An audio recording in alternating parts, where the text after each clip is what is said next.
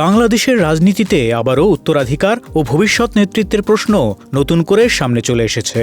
বিএনপির চেয়ারম্যান তারেক রহমানের একমাত্র কন্যা ব্যারিস্টার জাইমা রহমানকে ঘিরে রাজনৈতিক আলোচনা তুঙ্গে। ব্রিটেনের প্রবাস জীবন ত্যাগ করে তিনি পুরোপুরি দেশে চলে এসেছেন। দলের একাধিক গুরুত্বপূর্ণ অনুষ্ঠানে উপস্থিত হয়ে স্পষ্ট করে দিয়েছেন জাইমা রাজনীতিতে আসছেন। বেগম খালেদা জিয়ার মৃত্যুর পর এই আলোচনা আরও জোরালো হয়েছে। বিএনপির ভবিষ্যৎ নেতৃত্বের প্রধান মুখ হয়ে উঠছেন কি জাইমা রহমান? জাইমা রহমানের রাজনৈতিক উপস্থিতি একদিনে তৈরি হয়নি। যুক্তরাষ্ট্রে ন্যাশনাল প্রেয়ার ব্রেকফাস্টে বাবার প্রতিনিধি হিসেবে অংশগ্রহণ, প্রবাসী ভোটাধিকার নিয়ে বিএনপির আয়োজনে ভার্চুয়ালি যুক্ত হওয়া এবং সর্বশেষ ভারতের পররাষ্ট্রমন্ত্রী এস জয়শঙ্করের সঙ্গে সাক্ষাতে বাবার পাশে থাকা, এই ঘটনাগুলো ধীরে ধীরে তাকে আলোচনার কেন্দ্রে নিয়ে এসেছে। দীর্ঘ 17 বছর লন্ডনে অবস্থানকালে তিনি আইন পেশার সর্বোচ্চ ডিগ্রি বার অ্যাট ল অর্জন করেছেন এবং রাজনীতির পাঠ নিয়েছেন মূলত বাবার কাছ থেকেই। দৃশ্যমান কোনো দলীয় পদ বা মাঠের আন্দোলনে না থাকলেও তার নাম বহুদিন ধরেই বিএনপির সম্ভাব্য ভবিষ্যৎ তালিকায় ছিল। সাম্প্রতিক উপস্থিতিগুলো সেই সম্ভাবনাকে বাস্তবতার কাছাকাছি এনে দিয়েছে। বিএনপির ভেতরে ও বাইরে অনেকেই মনে করছেন জিয়া পরিবারের রাজনৈতিক ঐতিহ্য ও ধারাবাহিকতার প্রশ্নে জাইমা রহমানের রাজনীতিতে আসা অনিবার্যই ছিল। দক্ষিণ এশিয়ার বাস্তবতায় পরিবার ভিত্তিক রাজনীতি নতুন কিছু নয়। বাংলাদেশের শেখ পরিবার ও জিয়া পরিবার এই দুই ধারায় বহুবার প্রমাণ করেছে পরিবারের সদস্যরাই শেষ পর্যন্ত নেতৃত্বের ভার তুলে নেন। তবে জাইমার ক্ষেত্রে বিষয়টি কিছুটা আলাদা। তিনি এতদিন ছিলেন বক্তৃতা, স্লোগান আর আন্দোলনের বাইরে। রাজনীতির মঞ্চে তার উপস্থিতি বরাবরই ছিল পরিমিত ও নিয়ন্ত্রিত। তাই তার সম্ভাব্য রাজনৈতিক অভিষেককে অনেকেই দেখছেন পরিকল্পিত ও সময়োপযোগী পদক্ষেপ হিসেবে। জাইমা রহমানকে ঘিরে এই আলোচনা আওয়ামী লীগকেও নতুন করে ভাবতে বাধ্য করেছে। রাজনৈতিক পর্যবেক্ষকদের মতে বিএনপির সম্ভাব্য নতুন মুখের বিপরীতে আওয়ামী লীগও উত্তরাধিকার রাজনীতির কৌশল সামনে আনতে চাইছে।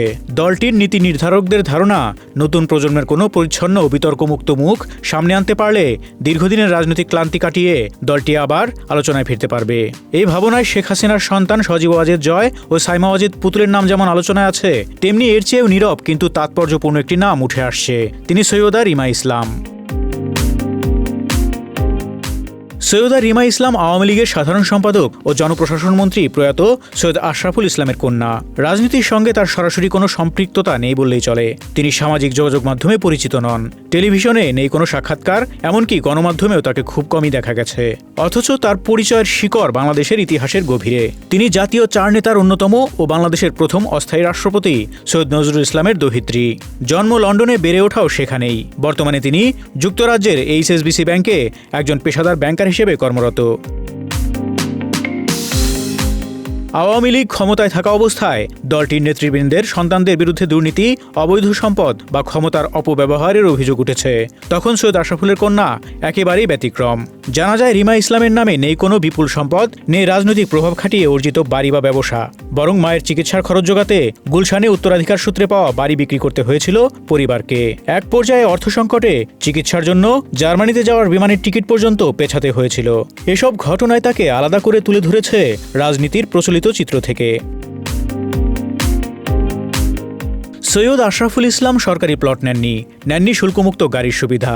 ভারতের জেনারেল উবান তার স্বাধীনতা যুদ্ধ বিষয়ক বইয়ে যে শান্ত, সাদামাটা অথচ বুদ্ধিদীপ্ত তরুণ যোদ্ধা আশাবের কথা লিখেছিলেন, তিনিই পরবর্তীকালে আওয়ামী লীগের এক নির্ভরযোগ্য স্তম্ভ হয়ে ওঠেন। 1975 সালের 3রা নভেম্বর পিতার মৃত্যুর পর তিনি বিলাতে চলে যান এবং সেখানকার লেবার পার্টির রাজনীতির সঙ্গে যুক্ত হন। চাইলে ব্রিটেনের রাজনীতিতেও ক্যারিয়ার গড়তে পারতেন, কিন্তু শেখ হাসিনার আহ্বানে 1996 সালে দেশে ফিরে এসে টানা 22 বছর সংসদ সদস্য হিসেবে দায়িত্ব পালন করেন। 1/11 পরবর্তী সংকটকালে আওয়ামী লীগের হাল ধরেছিলেন তিনিই।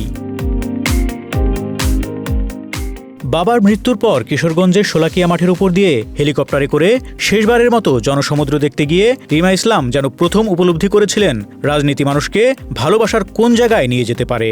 বাবার লাশের পাশে আবেগঘন রিমার একটি ছবি সামাজিক মাধ্যমে ছড়িয়ে পড়ে, যা অনেকের চোখে তাকে নতুন করে পরিচিত করে তোলে। একসময় কিশোরগঞ্জ 1 আসনের উপনির্বাচনে রিমা ইসলামকে মনোনয়ন দেওয়ার জন্য দলীয় নেতাকর্মীদের অনুরোধ থাকলেও শেখ হাসিনা তখন সেই পথে হাঁটেননি। তবে বর্তমানে রাজনৈতিক বাস্তবতায় সেই সিদ্ধান্ত নতুন করে আলোচনায় এসেছে। দলীয় সূত্রে জানা যায়, শেখ হাসিনা নাকি ইতিমধ্যে রিমা ইসলামের সঙ্গে যোগাযোগ করেছেন এবং ব্রিটেন থেকে হলেও দলীয় কোনো আয়োজনে অংশ নেওয়ার অনুরোধ জানিয়েছেন। যদিও রিমা বাংলা ভাষায় খুব একটা সাবলীল নন এবং রাজনীতির মঞ্চে বক্তব্য দেওয়ার অভ্যাস নেই, তবুও পরিবারের প্রতি শেখ হাসিনার ভূমিকার কারণে তিনি সেই আহ্বান পুরোপুরি উপেক্ষা করবেন পারবেন না বলেই মনে করছেন আওয়ামী লীগের নীতি নির্ধারকরা। রিমা বাংলাদেশে এসে দলীয় কার্যক্রম শুরু করলেও সরকার তাকে বাধা দিতে পারবে না বলে মনে করছে আওয়ামী লীগ। একদিকে জিয়া পরিবারের উত্তরাধিকার হিসেবে ধীরে ধীরে সামনে আসছেন ব্যারিস্টার জাইমা রহমান, অন্যদিকে আওয়ামী লীগ ভাবছে সৈয়দা রিমা ইসলামকে নিয়ে নতুন গল্প লেখার কথা। এই দুই সম্ভাব্য মুখকে ঘিরেই এখন আবর্তিত হচ্ছে ভবিষ্যৎ রাজনীতির অনেক হিসাব নিকাশ। প্রশ্ন একটাই, এই উত্তরাধিকার রাজনীতি কি সত্যিই দলগুলোর জন্য নতুন আস্থা ও বিশ্বাসের পথ খুলে দেবে, নাকি এটি হবে পুরনো ধারার নতুন অধ্যায়? বাংলাদেশের রাজনীতি আপাতত সেই উত্তরের অপেক্ষায়। Desk report, Dhaka express.